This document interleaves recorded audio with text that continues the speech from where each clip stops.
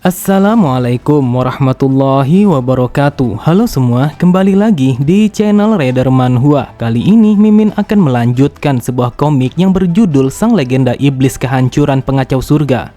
Dan apabila kalian masih bingung dengan alur ceritanya, kalian bisa cek deskripsi atau langsung saja menuju playlist yang ada di halaman channel ini untuk memulainya dari part 1.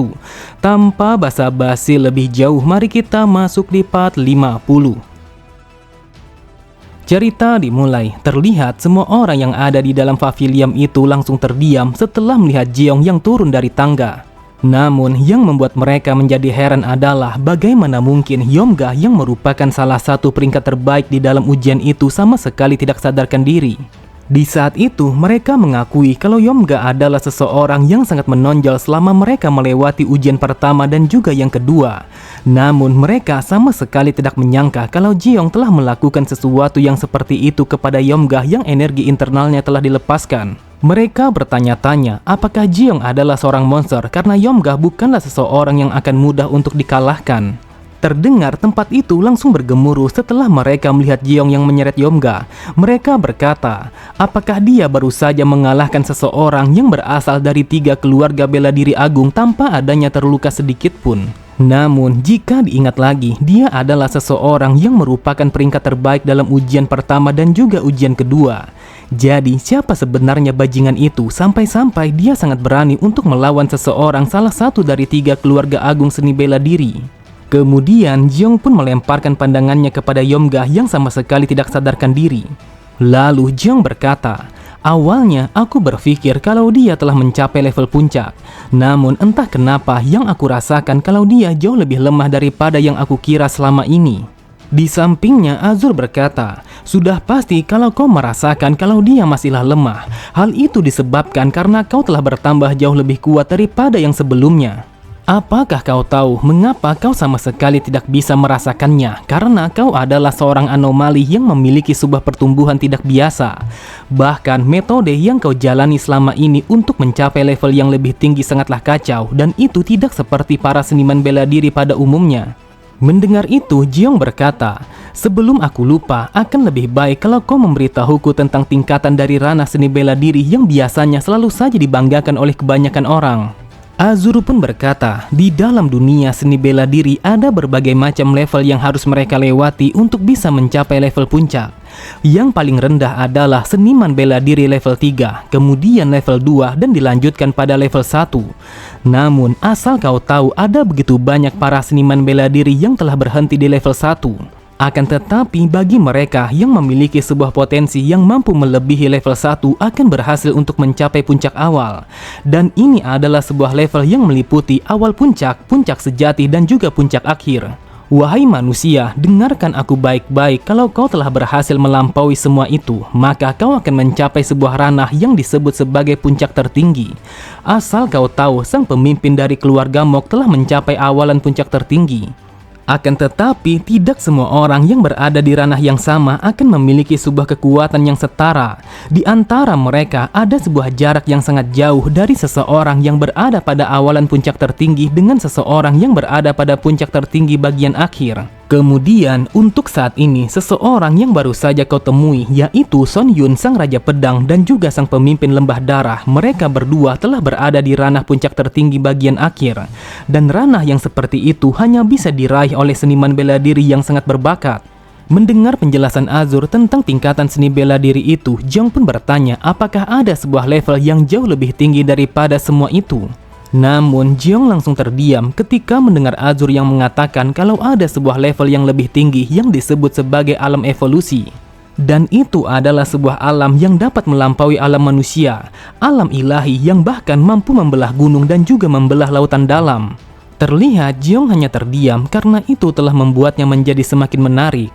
Ia percaya kalau dia suatu hari nanti akan mencapai alam itu dan menjadi seseorang yang berada di ranah paling tertinggi. Kemudian Azur kembali berkata, apakah kau sadar kalau si botak telah berada di ranah puncak sejati? Akan tetapi untuk dirimu kau telah berada di ranah puncak akhir. Itulah sebabnya kau mengatakan kalau dia begitu lemah karena dia telah berada jauh di bawahmu meskipun kalian berada di ranah yang sama. Akan tetapi untuk saat ini kau sama sekali tidak boleh lengah karena itu sangatlah berbahaya. Setelah menarik nafas panjangnya, Jiong berkata, Azur, jika aku boleh tahu ketika kau masih hidup kau telah berada di ranah apa? Mendengar pertanyaan itu, Azur pun tidak langsung menjawabnya karena itu adalah sebuah pertanyaan yang tidak harus ia jawab. Lalu Azur berkata, untuk saat ini aku tidak ingin mengatakannya kepadamu, akan tetapi suatu hari nanti kau akan mengetahuinya. Sambil melepaskan kaki Yomga, Jiong berkata, entah kenapa sampai sejauh ini kau sama sekali tidak ingin menceritakan tentang masa lalumu.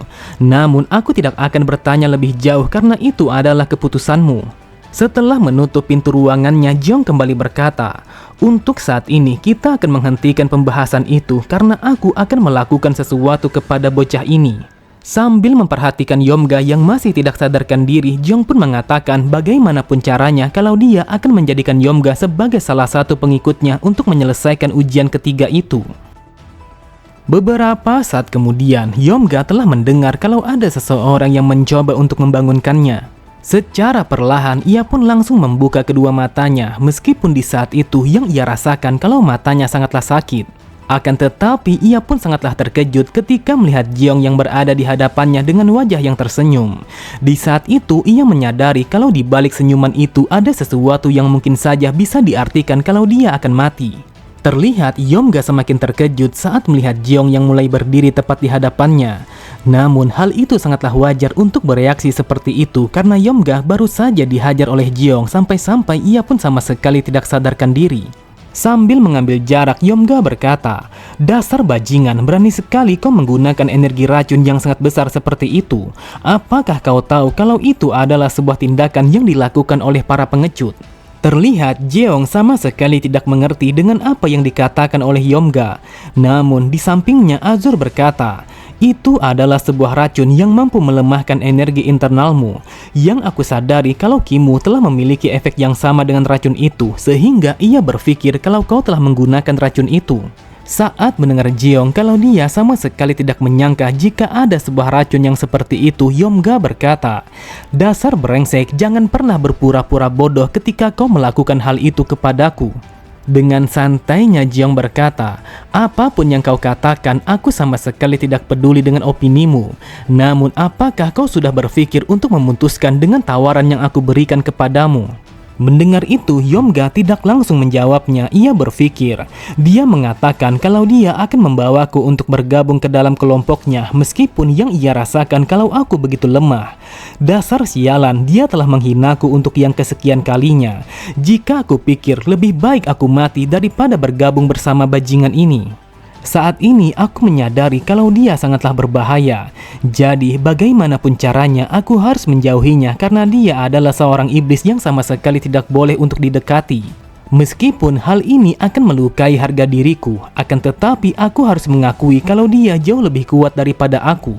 Bahkan yang aku rasakan kehadirannya yang seperti ini sangatlah berbahaya. Dengan tatapan mata yang penuh percaya diri, Yomga berkata, enyahlah dari hadapanku sekarang juga. Asal kau tahu, aku sama sekali tidak akan pernah bersedia untuk bergabung bersamamu, bahkan jika itu akan membunuhku. Setelah mengatakan itu, Yomga berpikir kalau dia lebih memilih untuk mati daripada harus membuang harga dirinya untuk menjadi bawahan Jeong. Mendengar jawaban Yomga yang tidak ingin bergabung bersamanya, terlihat Jeong hanya menanggapinya dengan begitu santai. Lalu ia pun langsung menepukkan kedua tangannya sembari mengatakan, jujur saja aku tidak menyangka kalau kau memiliki sebuah tekad yang begitu kuat. Kau memiliki kemampuan yang pantang menyerah dan tidak ingin untuk tunduk kepadaku.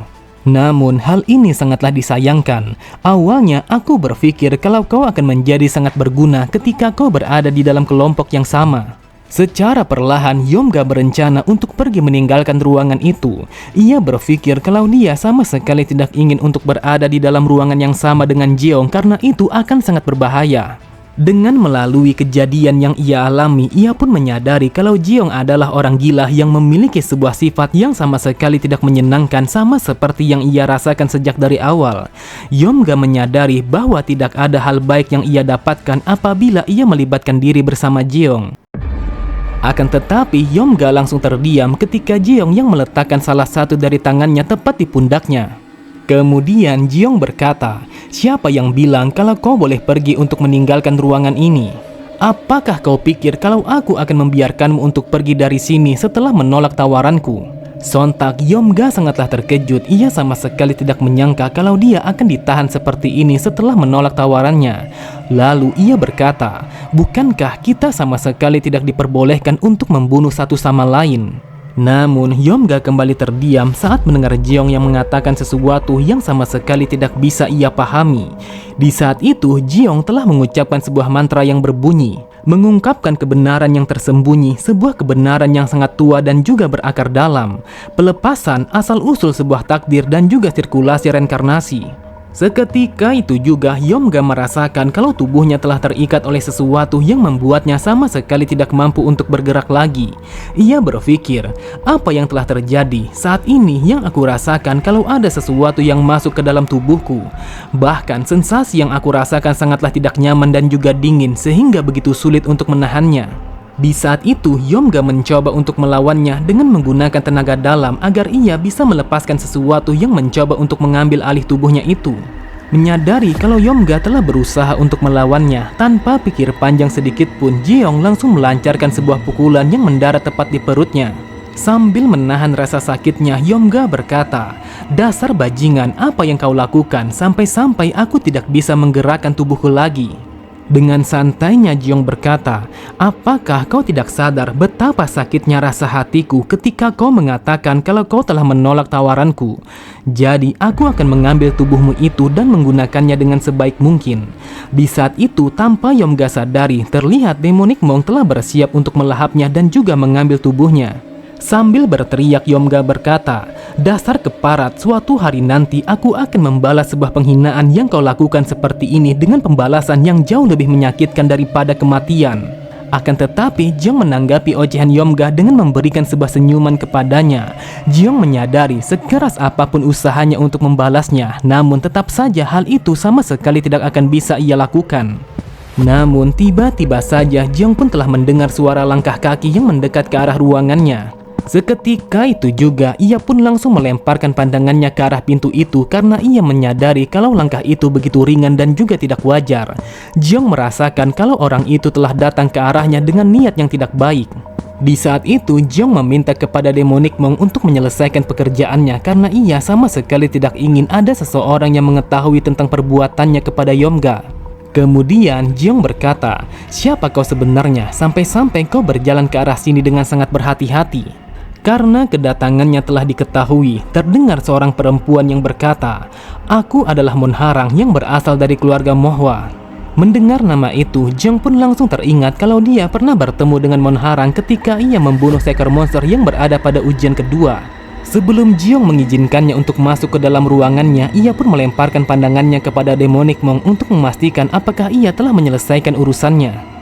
Karena situasinya telah menjadi semakin mendesak dengan kehadiran orang lain, maka mau tidak mau Demonic Monk langsung memasuki tubuh Yomga dengan cara yang sangat paksa. Tubuh Yomga yang tadinya telah meliuk-liuk dan juga kejang-kejang, seketika itu juga telah kembali menjadi normal, yang seakan-akan seperti tidak ada sesuatu yang terjadi kepadanya. Tentu saja ketika dia membuka mata, maka hal itu bukanlah Yomga, melainkan Demonic Monk yang telah merasuk ke dalam tubuhnya. Lalu ia pun memberikan isyarat kepada Jeong kalau dia telah menguasai tubuh Yomga dengan sangat sempurna. Setelah diizinkan untuk masuk, secara perlahan Monharang langsung membuka pintu ruangan Jeong dan masuk ke dalamnya. Akan tetapi Monharang langsung terdiam ketika melihat Yomga yang telah dirasuki oleh seorang iblis yang sangat mengerikan yang tidak lain adalah Demonic Monk. Di saat itu Jeong sama sekali tidak menyadari kalau Monharang telah melihat jika orang yang ada di hadapannya bukanlah Yomga. Sambil tertawa Jeong berkata, "Mungkin kau begitu heran kalau Yomga telah berada di kamarku. Namun asal kau tahu kalau dia berencana untuk bergabung ke dalam kelompokku." Akan tetapi Jeong langsung menyipitkan kedua matanya ketika mendengar Monharang yang mengatakan kalau dia bukanlah Yomga yang sebenarnya. Yomga yang aku tahu dia adalah seseorang yang memiliki harga diri yang sangat tinggi sehingga tidak akan mudah untuk tunduk kepadamu. Bahkan yang aku tahu dia bukanlah tipe seseorang yang akan tunduk kepada orang lain. Seketika itu juga suasana di tempat itu telah menjadi begitu sunyi karena Jiong sama sekali tidak menduga kalau wanita itu telah mengetahui segalanya. Lalu Jiong kembali teringat ketika ia bertemu Monharang yang berada bersama Yuchan pada ujian kedua. Di saat itu Soho mengatakan kepada Jiong kalau Monharang mampu melihatnya ketika ia sedang menjerat semua orang yang ada di dalam hutan. Teringat akan hal itu, seketika itu juga Jiong langsung menyeringai karena ia telah bertemu dengan seseorang yang sangat menarik. Awalnya ia berpikir kalau itu hanyalah sebuah kebetulan sehingga ia sama sekali tidak terlalu memperhatikannya. Terlihat Monharang langsung terdiam, tubuhnya berkeringat dingin setelah merasakan hawa dingin yang dipancarkan oleh Jiong. Tanpa pikir panjang sedikit pun, ia pun langsung bersiap untuk bertarung melawan Jiong karena ia merasakan kalau ini adalah situasi yang sangat berbahaya. Pada sisi yang lain, sambil tersenyum, Jiong pun langsung membentuk sebuah segel dengan menggunakan kedua tangannya.